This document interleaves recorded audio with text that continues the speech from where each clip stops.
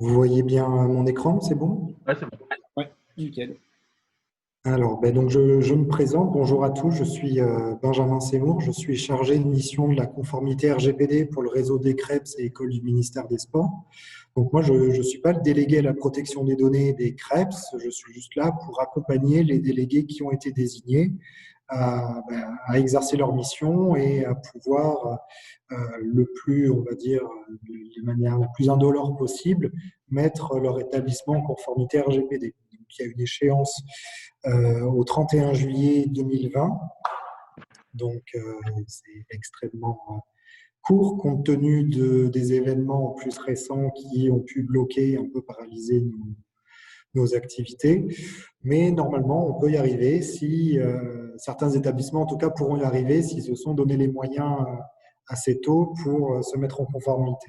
Parce que de manière générale, les traitements sont tous licites, il n'y a pas de gros problèmes dans les activités des CREPS, si ce n'est plutôt peut-être sur le côté de leur mise en œuvre, des outils utilisés. Voilà, donc c'est un petit peu aussi pour ça qu'on est là aujourd'hui pour aussi parler un peu de Claroline. Alors, le RGPD, c'est un règlement européen qui… alors, est-ce que vous voyez les petites vidéos sur l'écran ou c'est que moi qui les vois? Ouais, Nous, on voit juste la frise là, 2012. Ok, ça va, parce que du coup, c'est devant le texte, donc je ne voulais pas que ça vous bouge. Donc, c'est un règlement européen qui a été voté en 2016 et qui est rentré en application en 2018. Donc, qu'est-ce que ça change, le fait que ce soit un règlement européen? C'est que un règlement qui a été voté par le Parlement de l'Union européenne s'applique directement dans tous les États membres. Avant ça, on avait la loi informatique et liberté de 1978 qui posait notre cadre de la protection des données, qui sensiblement nous imposait déjà beaucoup de choses sur le respect des droits des personnes, sur également nos obligations envers la CNIL sur la, comment dire, la déclaration de certains traitements de données. Donc il y avait quand même déjà un cadre assez contraignant. Mais depuis le RGPD, ce cadre est devenu applicable sur l'ensemble du territoire de l'Union européenne, si bien que maintenant, on peut, de la même manière qu'on traite les données d'un ressortissant français, on peut traiter les données de n'importe quel ressortissant de l'Union européenne et tous seront soumis aux mêmes règles. On n'aura pas de règles plus contraignantes quand on traite les données d'un Italien, par exemple, que d'un Français. Et de même, ce que ça permet, c'est d'utiliser des outils qui ne sont pas forcément français, qui proviennent du territoire de l'Union européenne et qui vont devoir proposer un certain socle de sécurité, de garantie sur le respect des droits des personnes à nos ressortissants français aussi. Donc, de toute façon, c'est la volonté globale de l'Union européenne, c'est son fondement même, c'est permettre la libre circulation des biens et des personnes. Donc, ça se retrouve bien avec ce cadre généralisé de la protection des données, donc qui est applicable depuis le 25 mai 2018. Il y a eu une latence de 2 ans qui a été laissée aux établissements pour se mettre en conformité, mais dans la réalité, il y en a beaucoup qui ont attendu que ce cadre devienne applicable pour un petit peu commencer à s'en soucier. Donc le RGPD, ça concerne des données de personnes physiques. Donc les personnes physiques uniquement, donc pas des personnes morales, pas des associations, pas des entreprises, voilà, c'est que les personnes physiques. Ce que ça suppose aussi, c'est personnes physiques dans leur cadre privé, mais aussi dans un cadre professionnel. C'est-à-dire que vous, vos données en tant qu'agent, même votre adresse, par exemple, @crêpes-poitiers.gouv.fr, c'est une donnée personnelle parce qu'il y a votre nom et votre prénom dedans. Ce n'est pas parce que c'est une vocation professionnelle que le cadre de la protection des données ne s'y applique pas. Donc là, ça peut être assez important, notamment lorsqu'on va inscrire, par exemple, des agents sur une plateforme. Une donnée personnelle, c'est quoi? C'est une information qui va pouvoir permettre d'identifier une personne physique, donc directement ou indirectement. Directement, ça va être son nom et son prénom, mais indirectement, ça peut être un comportement, ça peut être un trait physique, par exemple. Quand on dit une telle personne fait 1,90 m, il est blond aux yeux bleus, même si vous ne l'avez pas identifié, vous allez pouvoir savoir, par exemple, dans votre service, il y a une personne qui correspond à cette description physique. Donc, c'est une identification directe. Ça peut être des données donc, également sur les proches, sur la famille. Ça peut être du contenu qui est posé, comme des photos, des loisirs, des finances, donc une paie, des revenus, voilà. Même une position salariale. Par exemple, lorsque vous postulez à un emploi, que vous dites que vous voulez être payé minimum 1 500 €, ce positionnement salarial est une donnée personnelle. Donc, il ne faut pas en faire n'importe quoi non plus. Avec ces données personnelles, on va faire des traitements. Donc, un traitement de données, c'est une opération qui va porter sur cette donnée. Donc, dès le moment où on va stocker cette donnée, jusqu'au moment où on va la détruire, ce sera le cycle de vie de la donnée. Il y aura des traitements qui vont être faits sur cette donnée, donc du début à sa fin. Donc, dès sa collecte, son stockage, l'organisation, son partage, son interconnexion. Si vous utilisez une donnée et que vous le croisez avec une autre pour obtenir un résultat, par exemple, eh bien, c'est un traitement de données personnelles auquel il faut être attentif. Ce qui change avec le RGPD, donc j'avais évoqué déjà la loi de 1978, ce qui change réellement, c'est qu'il y a une extension de la responsabilité également aux sous-traitants. Donc, concrètement, vous utilisez une plateforme telle que Claroline qui est donc mise à disposition par un établissement. Cet établissement est un sous-traitant. Ce sous-traitant doit vous donner des garanties suffisantes pour sécuriser cette plateforme, pour les données que vous allez mettre à l'intérieur. Et ça doit faire l'objet d'une convention. Parce que cette responsabilité du sous-traitant, si votre sous-traitant ne respecte pas la protection des données, vous, en tant que responsable de traitement, vous pouvez être condamné pour ces non-conformités. Ça veut dire qu'il faut forcément s'assurer que son sous-traitant est conforme. Voilà, là où est votre responsabilité. Ce n'était pas forcément le cas avant. Avant, on pouvait dire que le sous-traitant était responsable parce que c'était à lui d'organiser sa propre conformité. Mais voilà, vous ne pouvez plus maintenant jouer la carte de l'ignorance et tout laisser reposer sur votre sous-traitant. Principe de la protection des données de la vie privée dès la conception. Donc, dès qu'on va mettre en place un traitement, il faut réfléchir à comment est-ce qu'on va protéger ce traitement, comment est-ce qu'il va se mettre en place, quelles données on va collecter et pourquoi. Donc, on ne va pas collecter plein de données au cas où, mais on va vraiment réfléchir à ce dont on a besoin et pas plus. Et aussi les données qu'on va avoir, par exemple, l'obligation de collecter. Tout cela, ça doit faire l'objet d'un registre des activités de traitement. Tous les responsables de traitement doivent avoir leur registre maintenant. À l'époque, il fallait faire les déclarations auprès de la CNIL. Par exemple, lorsqu'on avait un traitement de ressources humaines, un traitement de vidéosurveillance, on allait remplir une petite fiche sur le site internet de la CNIL et ça suffisait limite pour dire notre traitement est conforme, alors qu'en fait, dans cette fiche, il n'y avait absolument rien qui garantissait qu'un traitement était conforme. Maintenant, les établissements doivent vraiment s'emparer de leurs problématiques de conformité en tenant elles-mêmes leur propre registre. Registre où il y aura les données qui sont collectées, quel type de données sont collectées, quel type de personnes sont concernées, à quel destinataire on envoie ces données et aussi comment est-ce qu'on les sécurise.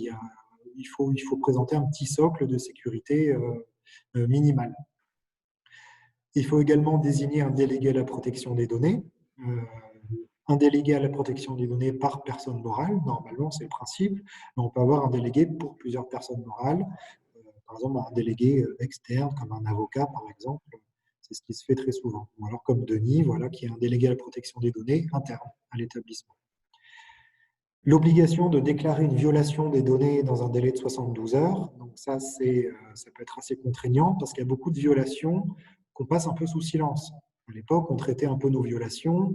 Voilà, on faisait notre petite tambouille pour réparer un petit peu les pots cassés, mais sauf que maintenant, quand la violation est assez forte, il faut déjà à minima prévenir la CNIL, donc dans ce délai de 72 heures, ou aussi, si la violation est un petit peu plus élevée sur les droits des personnes, enfin sur les données des personnes, il va falloir prévenir ces personnes-là directement aussi. Le risque, si vous ne faites pas cette déclaration de violation de données, c'est que s'il y a un contrôle de la CNIL, par exemple pour une plainte d'un tiers, que la CNIL vient chez vous, qu'elle fait un audit, qu'elle s'aperçoit qu'il y a eu une violation que vous n'avez pas déclarée, ben c'est l'amende.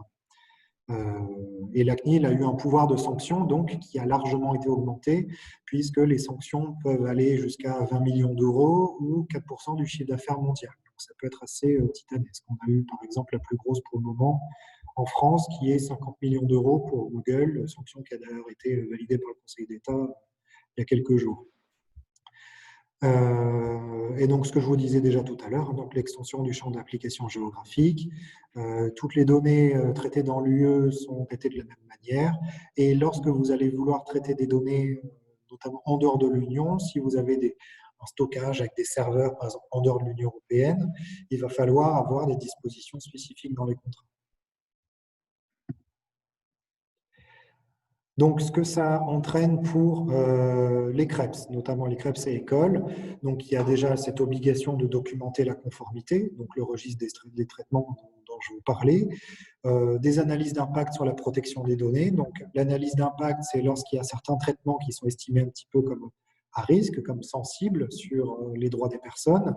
Il va falloir faire une étude un petit peu plus poussée. Donc, il y a un modèle, un type qui a été donné par la CNIL pour faire cette étude d'impact. Si ça vous parle un petit peu, c'est similaire aux analyses EBIOS, en sécurité des systèmes d'information. C'est en gros, on va croiser un risque avec sa probabilité. Si le risque, enfin si la probabilité du risque est trop élevée, il va falloir réduire cette probabilité. Et cette étude d'impact, on va en avoir besoin dans les CREPS, déjà pour les traitements qui sont faits sur le médical, pour le sport de haut niveau notamment, mais aussi dans la formation professionnelle, parce que la formation professionnelle, on va auditer des candidats pour qu'ils potentiellement intègrent nos formations professionnelles. Pour auditer ces candidats, on va se baser sur quoi? Sur leurs données personnelles. Donc en soi, c'est pas bien grave d'avoir des données personnelles pour effectuer une sélection. Mais là où la CNIL estime que c'est un petit peu à risque, c'est qu'on va faire un croisement de données. En fait, on va avoir des données qui sont liées, par exemple, à leur motivation, à leur passé, à leurs résultats sportifs, un peu leur pédigré finalement, que ce soit dans le sport ou alors aussi comme leur parcours scolaire. Il va y avoir aussi des entretiens physiques, hein, où on peut déduire finalement, rien qu'en voyant une personne, si elle va être à même ou pas d'intégrer une formation professionnelle. Voilà, donc ça peut être des risques qui vont entraîner le refus de bénéficier d'un droit ou d'un service pour cette personne. Parce que aller en formation, c'est un droit, c'est prévu par la loi. Et s'il y a une discrimination qui empêche cette personne d'entrer en formation, c'est là où justement il va falloir que nous, en tant qu'établissement de formation, il va falloir qu'on rende des comptes sur comment est-ce qu'on a audité cette personne pour qu'elle rentre en formation. Donc il y aura une étude d'impact à faire pour la formation professionnelle à ce stade-là. Il y a également le volet de l'information des personnes. Lorsqu'une personne va nous donner ses données, il va falloir qu'on l'informe de ce qu'on va faire avec ces données. Donc, les finalités des traitements de données, donc pourquoi est-ce qu'on les collecte, à qui est-ce qu'on va les envoyer. C'est un petit peu ce que je vous disais tout à l'heure sur le registre des traitements. Ça va devoir transparaître finalement dans ces mentions d'information qui vont avoir pour but finalement d'assurer la transparence de l'établissement en fait, vers la personne concernée, pour lui assurer finalement que ses droits sont respectés. On va aussi l'informer d'ailleurs des droits qui sont les siens et comment est-ce qu'elle peut les exercer auprès de l'établissement. Il y a des contrats, donc aussi à définir avec les sous-traitants notamment, donc c'est ce que je disais tout à l'heure, il va falloir qu'ils soient conformes au RGPD. Définir aussi des procédures internes en cas de violation des données, donc que ce soit dans l'établissement, mais aussi avec ses sous-traitants. Il faut que ces sous-traitants s'engagent aussi à vous faire remonter une violation de données, parce que vous allez devoir ensuite, vous, potentiellement, peut-être faire remonter cette violation à la CNIL ou aux personnes concernées. Donc, ces violations, ce n'est pas forcément au niveau informatique. Hein. Ça peut aussi très bien être, par exemple, sur le sujet de la formation, un dossier papier qui est perdu dans le train. Il y a un coordinateur de formation qui va visiter une structure de formation, enfin d'un stagiaire, il perd son dossier. C'est une violation de données, parce qu'il y aura des données personnelles qui auront été perdues et donc les droits des personnes auront été violés. Donc là, il faut pouvoir le remonter. Ça peut être une clé USB qui est perdue. Voilà, ça peut être beaucoup de choses. Et lorsqu'on va avoir un traitement qui repose sur un consentement, il y a notamment des choses qui vous sont peut-être familières comme le droit à l'image. Vous voulez avoir des photos de stagiaires de formation, il faut collecter le consentement de cette personne-là. Et il faut pouvoir avoir cette preuve dans un dossier en cas de litige, par exemple. Voilà en gros les grandes lignes de ce que ça impose. Est-ce que vous avez déjà des questions, des remarques à ce stade sur le RGPD de manière générale? Non, c'est bon. Alors, du coup, donc, sur le sujet qui nous amenait sur Claroline plus spécifiquement, ça va dépendre en fait de l'utilisation que vous allez faire de Claroline. Il y a Claroline qui peut être utilisé en tant que plateforme collaborative, donc faire le lien entre les formateurs et les stagiaires de la formation professionnelle. Claroline peut être utilisé, comme par exemple on l'a fait cette année un petit peu en urgence sur Poitiers, peut être utilisé en tant que plateforme d'inscription. Donc là, ça sera des personnes qui ne sont pas encore stagiaires, mais uniquement candidats, qui vont transmettre leurs données sur Claroline.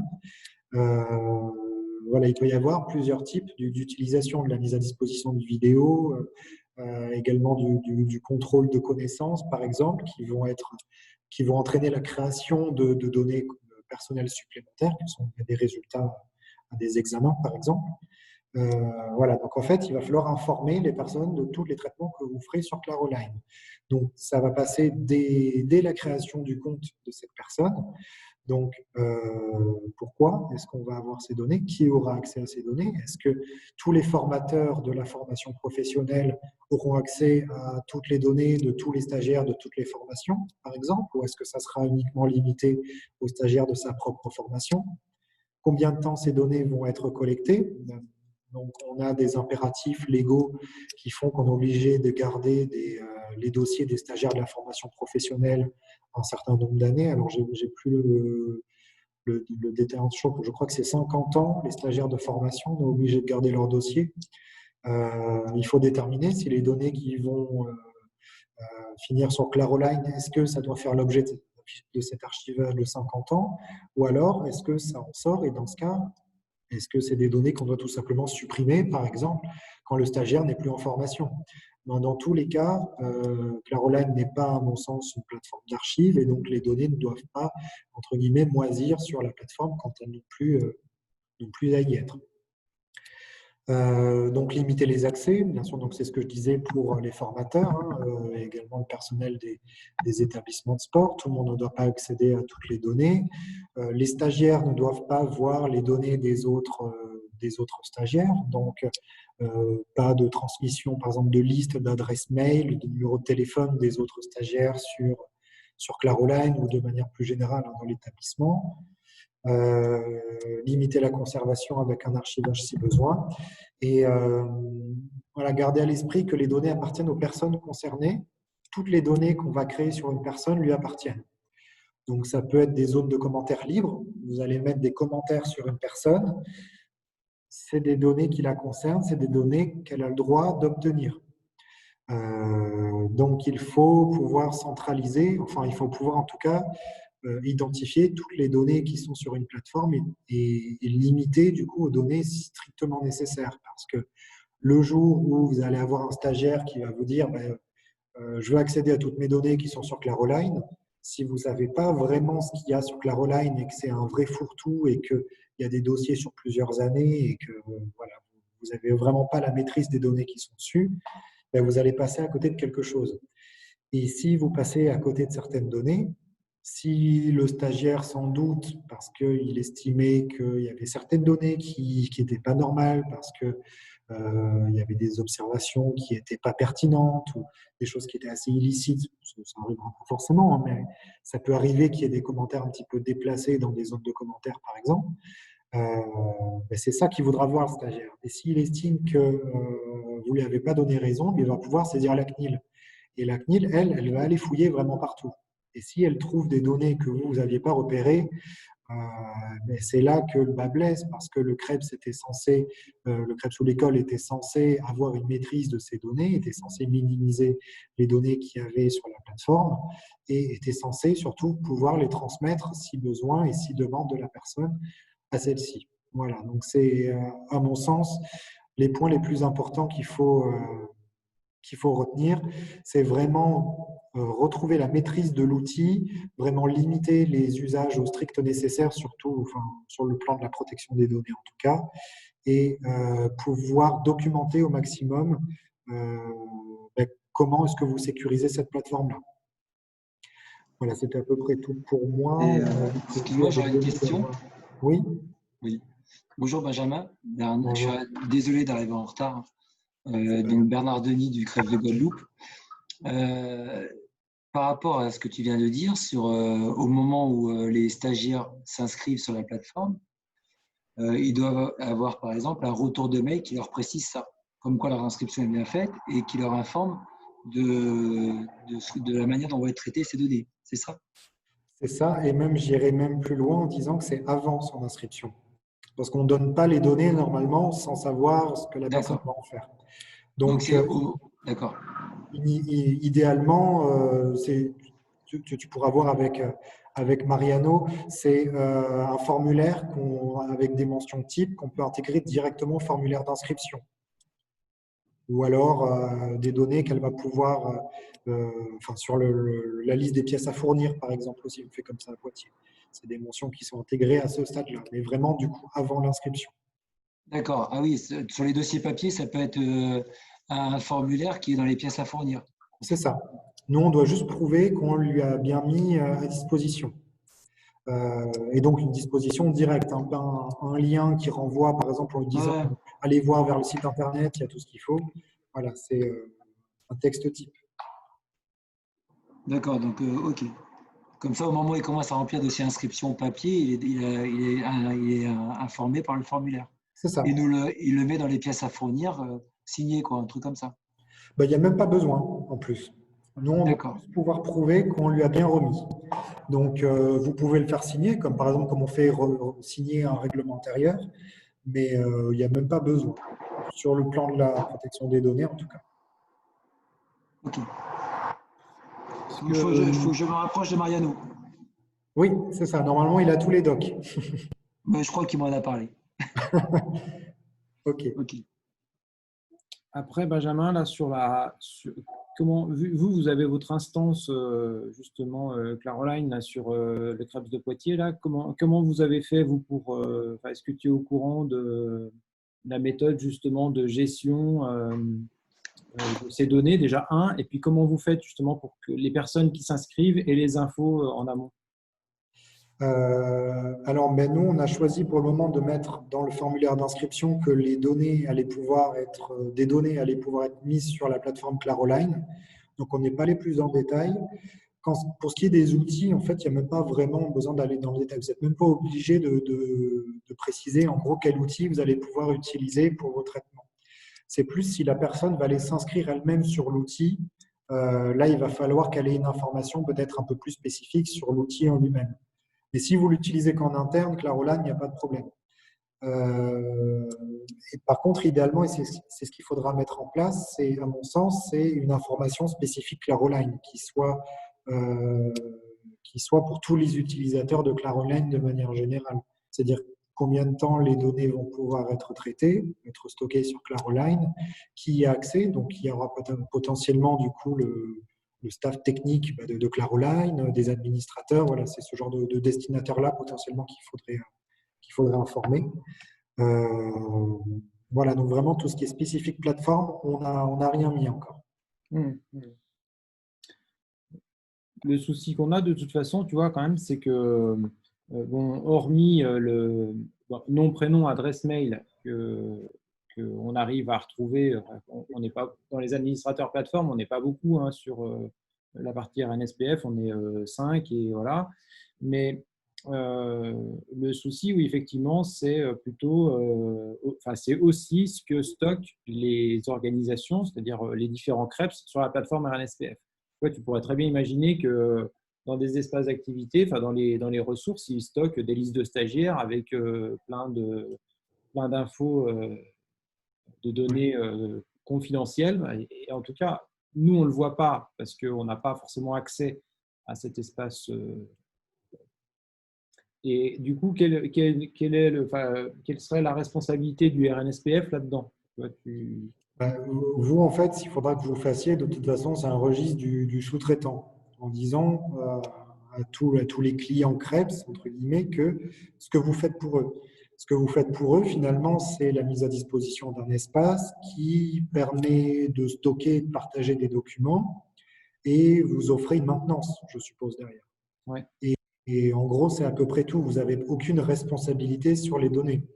Le seul responsable, c'est le responsable de traitement. Donc, l'établissement de formation qui va mettre les données, qui va, de son propre fait, choisir de mettre ce qu'il veut sur la plateforme. Si il y a un formateur qui décide de mettre un numéro de sécurité sociale sur Claroline, certes, c'est interdit, mais ce n'est pas votre responsabilité à vous, non seulement de lui interdire, mais aussi d'aller contrôler ce qu'il a pu collecter dessus. Donc, il faut vraiment mettre les responsabilités de chacun au bon endroit. Donc après, il peut y avoir une certaine sensibilisation qui est faite. C'est aussi un peu les objets des réunions qu'on fait avec l'INSEP sur le PSQS en ce moment. C'est sensibiliser chacun des utilisateurs à ce qu'il peut faire et ne pas faire avec la plateforme. Certes, on a des outils qui sont super bien, mais ce n'est pas pour autant qu'on doit les utiliser à mauvais escient. Donc, ça peut être plutôt de l'informatif, du pédagogique qui peut être utilisé, plus que du contraignant, une responsabilité en tant que telle sur les administrateurs Claroline. Ouais. Ok. Là, tout à l'heure, tu parlais de sous-traitants. Ouais. Effectivement, là, nous, on intervient un petit peu avec ce rôle-là, quand même, finalement, auprès des Krebs. Oui. Est-ce qu'il y a une convention qui est faite avec les Krebs? Oui, il y a oui, en fait, il y a une convention, puisque de toute façon, nous, il y a de la facturation en fin d'année. Donc, forcément, oui, on est obligé de signer une convention à chaque fois. Mais dans cette convention, pour l'instant, il n'y a pas un article spécialement sur le RGPD. Ouais, mais il en faudrait même plusieurs. De toute façon, en fait, le RGPD a un petit peu compilé tout ce qu'il faut de manière générale dans un contrat pour qu'il soit bien formé. Donc, c'est un objet du contrat bien précis, donc une description des services proposés, la gestion des accès, donc qui parmi les administrateurs a accès à quoi, par exemple, et le fait que vous vous engagiez aussi à ne pas aller regarder telle donnée ou sauf demande exceptionnelle, par exemple, du client. La définition des responsabilités aussi, c'est-à-dire que les établissements de sport sont responsables des données qu'ils vont mettre sur Claroline et que la responsabilité Claroline ne pourrait pas être engagée sur ce sujet. Et que la vôtre, au contraire, c'est de respecter cette confidentialité, hein, que les données des établissements restent à la propriété, en tout cas, des établissements. Ce qui se passe aussi en cas de violation de données. En combien de temps vous vous engagez à faire remonter cette violation si vous en avez connaissance? Qu'est-ce qu'il peut y avoir d'autre? Ouais, c'est à peu près tout. Enfin, ça serait déjà pas mal. De mémoire, là, Denis, tu vois, je me demande si dans la convention qu'on signe avec Lyon, parce que finalement, nous, on est un sous-fifre de Lyon, je me demande s'il n'y a pas tous ces éléments-là déjà. Même si ça ne s'appelait pas RGPD au départ. Mais là maintenant, moi je ne l'ai plus en main, c'est vous qui l'avez. Mais à l'époque, je crois que déjà, il y avait tout un tas de chapitres sur les problématiques de responsabilité des uns et des autres. Ça, il faudrait que je regarde sur la convention qu'on a avec Lyon et après éventuellement remodifier encore voilà. avec les établissements. Après, moi, là-dessus, je me dis que presque on pourrait reprendre une grande part de la convention qu'on a avec Lyon et de la reporter sur les organisations qui sont en dessous. Surtout qu'à mon avis, la prochaine qu'on va signer, elle sera RGPD, elle sera tamponnée RGPD. Il faudrait, parce que de toute façon, moi, en tant qu'un petit peu coordinateur RGPD du réseau des établissements, c'est ce que je regarderai aussi en premier dans les conventions qui passeront.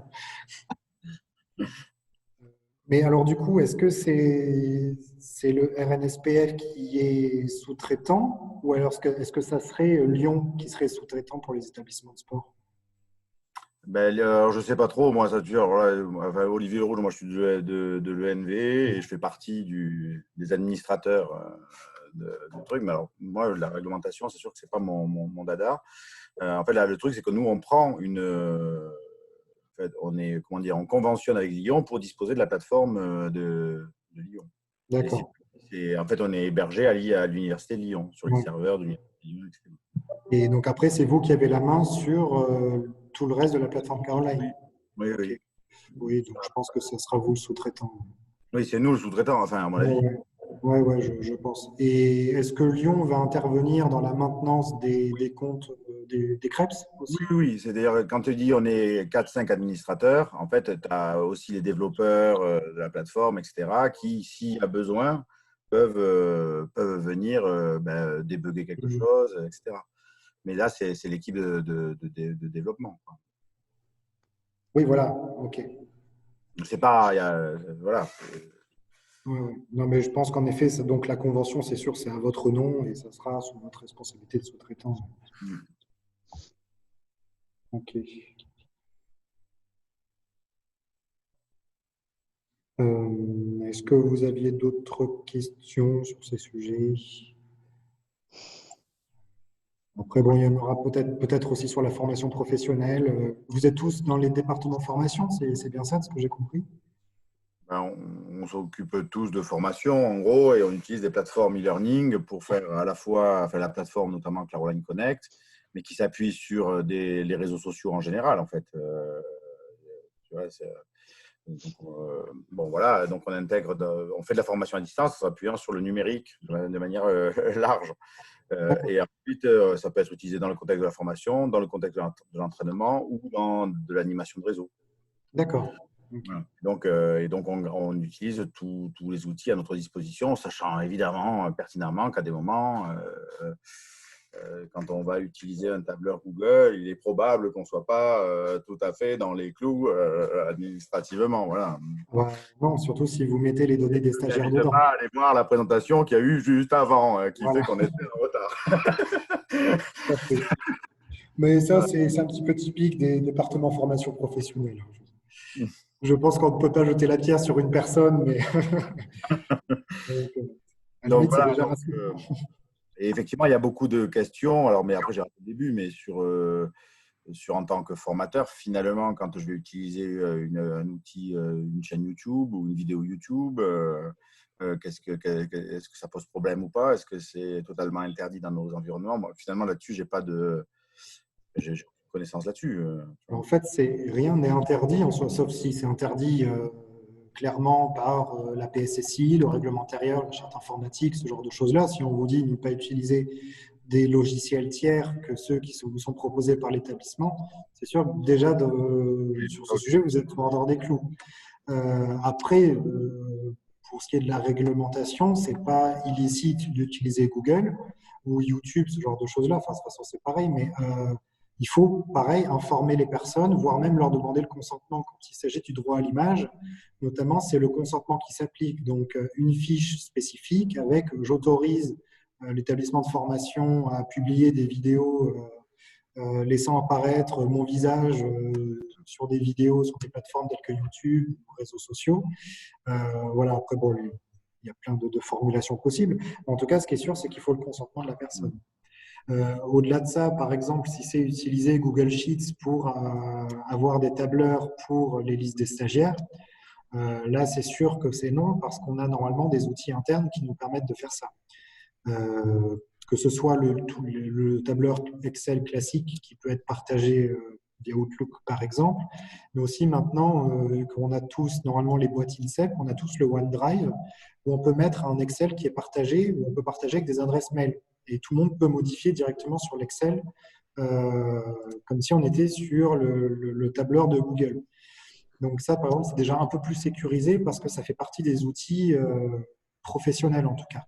Après, l'utilisation de Google, la G Suite par exemple, donc la suite professionnelle de Google, ça peut être une bonne alternative aussi, hein. De toute façon, même il y a des ministères qui se sont posés la question de quitter Microsoft pour partir chez Google. Voilà, donc en soi, il n'y a rien d'illicite, mais c'est juste qu'il faut l'encadrer correctement, quoi. Et déjà, la première étape, c'est s'assurer que le règlement intérieur et la charte informatique n'interdit pas ces pratiques. Voilà ce que j'essaie aussi de faire changer sur moi. Ça, j'ai vérifié. Ouais. Quel établissement déjà? Que j'aille voir. Jean-Claude, c'est ça? Olivier, un petit retour d'expérience. Sylvain Salis du CREFS de Toulouse, mes collègues m'ont dit que vous étiez passé, vous avez échangé avec sur ces problématiques de RGPD sur Toulouse. Et un petit retour d'expérience justement par rapport à Caroline. Là, on est en train de faire un MOOC technique de recherche d'emploi et on a interviewé, on a des témoignages, on a fait des petites vidéos et on était en plein là-dedans, donc sur l'autorisation des droits à l'image. Donc, le service informatique nous a fait on a construit un document et on a transmis ce document à chaque personne filmée. Et là, donc, on attend d'avoir tous les retours. Donc, ça arrive petit à petit pour publier après les vidéos sur notre espace d'activité Caroline. D'accord. On est dans les clous, à mon avis, oui, non? Ah ben, c'est très bien, oui, oui. Après, il faut voir bien sûr ce qu'il y a dans le document. Je verrai ça avec Yannick, mais normalement, ça devrait être bon, le connaissant. Yannick, SI, service informatique. Voilà. Mais oui, c'est très bien, c'est la démarche qu'il faut faire. Et ne pas oublier aussi que des images qui sont données à un instant T ne le sont pas données ad vitam aeternam. Un droit à l'image, il faut qu'il y ait une durée de conservation aussi. Ça, par contre, je ne sais pas si ça a peut-être été intégré sur le formulaire de consentement. Ça n'y est pas toujours. Je n'ai pas souvenir, il faudrait que je regarde. Ouais, parce que pour celui de l'année prochaine, à la limite, ou quelque chose comme ça. De toute façon, on tâtonne toujours un petit peu et puis à un moment, après, on va y arriver. Mais Yannick, il est carré quand même. Hein. Oui, pas de problème. Après, bon, niveau protection des données, on n'a pas toujours la même vision en tant que lui qui aime la vision sécurité et moi qui ai plus la vision juriste. Il y a parfois un petit peu des collisions, mais du coup, globalement, on arrive à s'entendre. Et il peut avoir des collisions avec le pédagogique aussi. Comment? Il peut avoir aussi une troisième collision avec le pédagogique. Oui, bah, ça peut être s'il sort son pare-buffle, oui, c'est. Là, ça peut vite dégénérer. Et sur des outils comme Zoom, là, justement, tiens. Eh ben, alors, moi, Zoom, je ne l'utilise pas. Moi, Zoom, je le proscris. Surtout qu'on a tous, normalement, les outils Teams, maintenant, qui sont fournis avec nos adresses mail de la boîte INSEP. Donc, moi, je conseille plutôt d'utiliser Teams. Après, sinon, il y a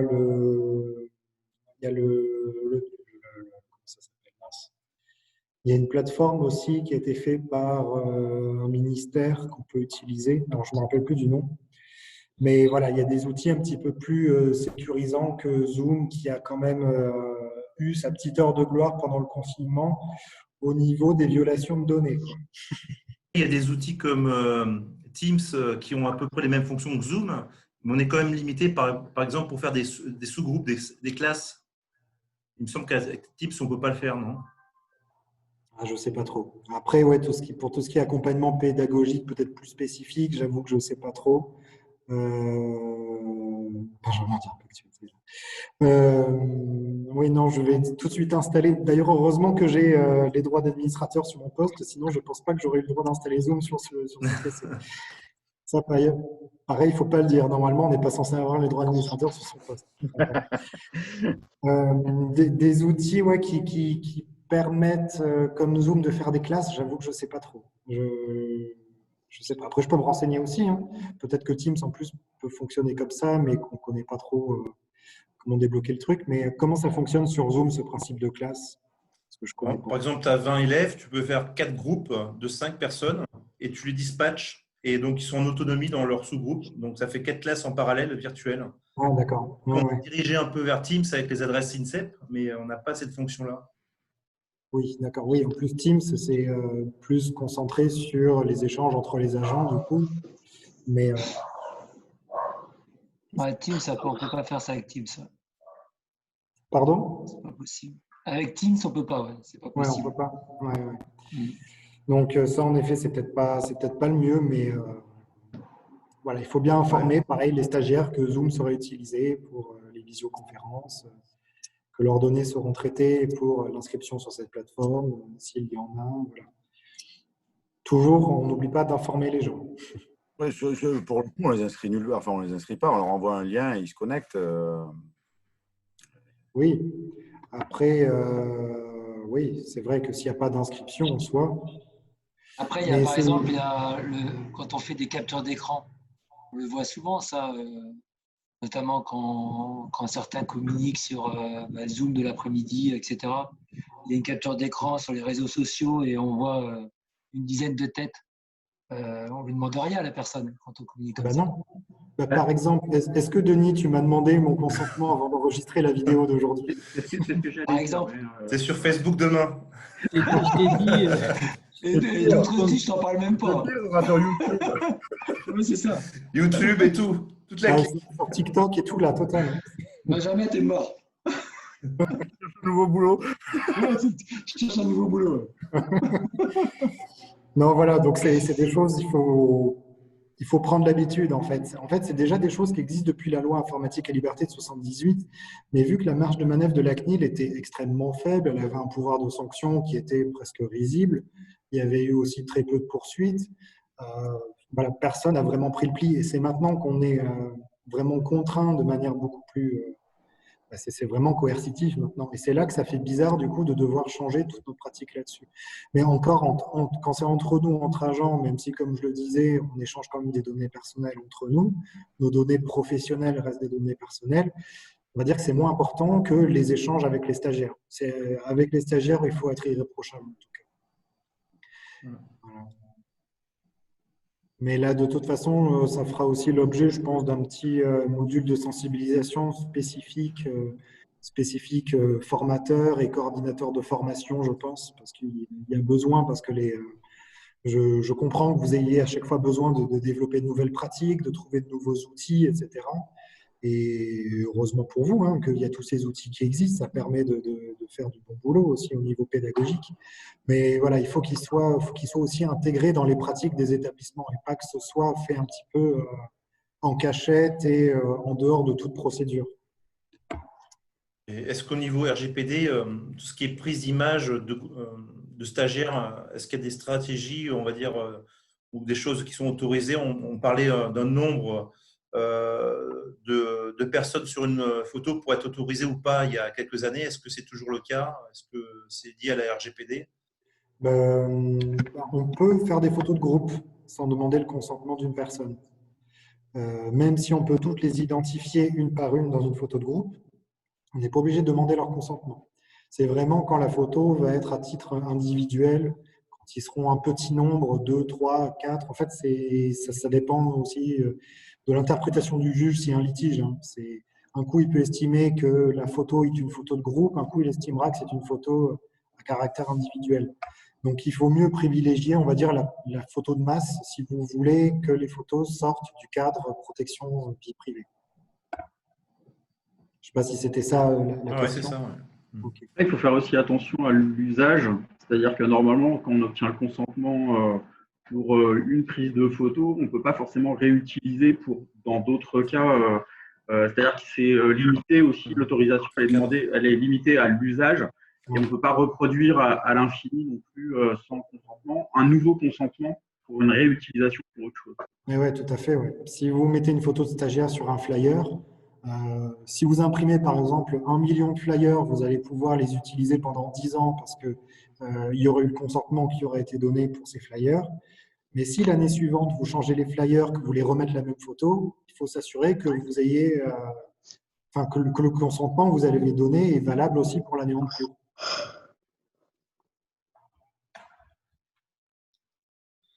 ok.